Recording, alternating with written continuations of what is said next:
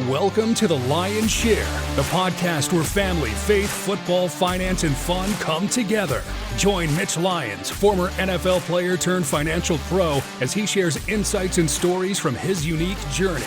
From navigating the financial playbook to celebrating life's touchdowns, this podcast is all about living a balanced and fulfilling life. So buckle up your chin strap, say your prayers, and let's dive into the game plan for a prosperous future both on and off the field. Welcome to the Lyons Share podcast, and this is the Lions on Lions version. I'm your host, Mitch Lyons, looking at the Detroit Lions versus the Kansas City Chiefs Sunday night game. Just got done watching this one. Kind of a frustrating one to watch. We knew we were going to have to score a lot of points and outscore them. Our D was undermanned, both starting cornerbacks on the shelf for an extended period of time, and our safeties were dinged up, questionable play. Branch and Kirby Joseph both played, but Kirby was kind of in and out, and we'll come back to Branch in a little bit. But we knew we were going to have to hold serve against the Chiefs offense, and we just didn't get it done. Honestly, I thought the Chiefs played really well. Mahomes looked great, as usual. He's getting his weapons back. They don't even have Rashee Rice back yet, so when they get him back, they're going to be at full strength offensively. So they're a good team, no question about it. They were 2-3, backs against the wall a little bit. They certainly didn't want to start their season 2-4. I don't think the Lions were under-prepared or not ready to play this game. I just think it came down to a few plays in the game, and Kansas City made them, and we didn't. And can go through a list of them a little bit, but you know, the tremendous drive that the Detroit Lions offense came out and put on the Chiefs, taking, I think, almost 9 minutes off the clock, which is just unbelievable. And to go down there and run a trick play where they had Jared Goff go out in motion, and David Montgomery gets what appears to be his second touchdown pass in 2 weeks after throwing one against Cincinnati last week. And unfortunately, the flag comes out after the fact saying that Goff violated rule. I'm not exactly sure what the rule is as far as him having to be set, whether his hands are under center or whatever. I don't know, but that one hurt, having to settle for 3 there. That was a critical juncture of the game there. We at one point in the first half there, we got a strip. Aiden Hutchinson got a strip sack on Mahomes, which he was able to recover. We had a shot at that fumble, didn't get it. Later on in the half, you got an Amon-Ra drop, which would have kept the chains moving. Likely would have led to a score as we were down on their end of the field. Honestly, it's so shocking when you see it. Amon-Ra just does not drop balls, and it was just weird to see that happen. So. And then you had, really kind of a silly roughing the passer penalty on Hutch. Had 2 steps, had plenty of time to hold off, and just didn't, which, moved the chains for them 15 yards. We just can't have those kind of plays against good teams. You can't give good teams like Kansas City, first downs like that. I thought there was some good in this game as well. Obviously our left tackle position's been a little precarious with Taylor Decker out. Manu last week played, had some problems. He's on IR. Dan Skipper gets activated. I thought Skipper played pretty well. And frankly, I thought the offensive line played pretty well. We were running the ball well the first half, opening up some pretty good holes. Handling the noise in Kansas City is always hard. It's probably the noisiest stadium in the league, from my experience back when I played. Even though it's an open-air stadium, it's just unbelievably loud. That fan base is awesome. And I thought, under dire circumstances with the noise and being a little beat up, and I thought they played pretty well. They gave up a couple, sacks or rushes towards the end of the game when Kansas City was pinning their ears back and just coming after us, so knowing we had to throw. But for the most part, I think our line's fine.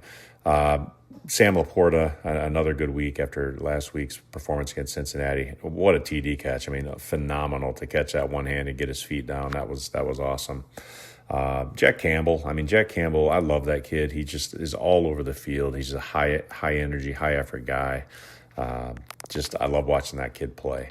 So I think there's a lot. I think what you saw Sunday night were 2 really good NFL teams that are going to be playing in the playoffs. And for the Lions, I could care less about home field. Obviously, you want them to have the best record they can get. You want them to win every game if possible, but they need to get to the playoffs and they need to be healthy.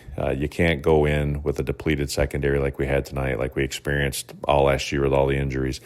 You just hope and pray that you can come back, you can get Arnold, you can get Reed, you can get them back healthy, And Chris Collinsworth on the broadcast mentioned that, that hopefully by week 10, this team should, get some of these guys back. You just hope that it doesn't become a situation like last year where every week you're losing more and more guys. So, am I worried? Does this game concern me at all? Not at all. I mean, the NFL football comes down to a few plays each game. And, the Chiefs made them tonight. We didn't. As you looked at that schedule before the season, obviously, I don't think you by any means were thinking Kansas City was an automatic win. Was it winnable? Absolutely. And I think any game the Lions play is going to be winnable. And it's hard to win NFL football games. And when you make mistakes, when you don't get a turnover, when you have the opportunity to, it makes it tough. So, tough loss on the road. Hopefully they'll bounce back. I can tell you this: Baker Mayfield and the Tampa Bay Bucks are not going to be an easy game by any means on Monday night, especially with the depleted secondary. Baker Mayfield's probably licking his chops, and so we're going to have to obviously have the home crowd advantage, have some noise and all that. But Tampa Bay is a very good team, and I love Baker Mayfield. I love the way he plays the game. So that'll be an interesting matchup. And then they get a bye, which will be good for them, I think, before they have to come back and play the Vikings, and then a couple tough road games against the Commanders and the Eagles. So we're 6 weeks in, we're 4-2, and I think. If you can get the win next week, if you can go into the break at 5-2, I mean, I was looking at this schedule thinking, geez, 4-3 would probably be a realistic number. So if you can get to the break at 5-2, I think it's a pretty good spot.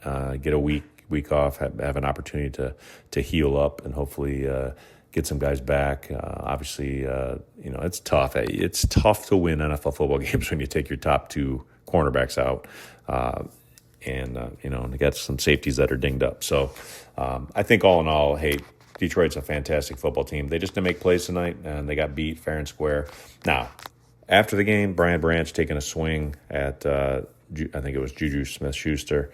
No place for that. I'm sure he's going to get a hefty fine, I hope, at most. Hopefully he doesn't get suspended. It was an idiotic thing to do. Just no place for it. And you got to be smarter than that. You got to be smarter than that during the game, and you sure as heck got to be smarter than that after the game. So, it's really a selfish, irresponsible thing to do. And if it costs him a game, which I'm hoping it won't, but if it costs him a game, just really ridiculous given the circumstances. So, but anyway, that's my thoughts on the game. We'll talk next week, hopefully after a win over the Buccaneers. But if you like this, please subscribe and check the box and follow us and catch up every week with the Lions on Lions podcast. This episode, as always, brought to you by MitchLyonsWealth.com. Check us out and learn how you can get your best game plan to protect, grow, and win retirement at MitchLyonsWealth.com. Take care.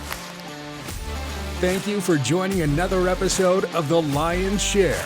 We hope you found value in our discussions on family, faith, football, finance, and fun. Don't forget to subscribe and leave a review if you enjoyed the show. Connect with Mitch on all social media platforms at MitchLyonsWealth.com.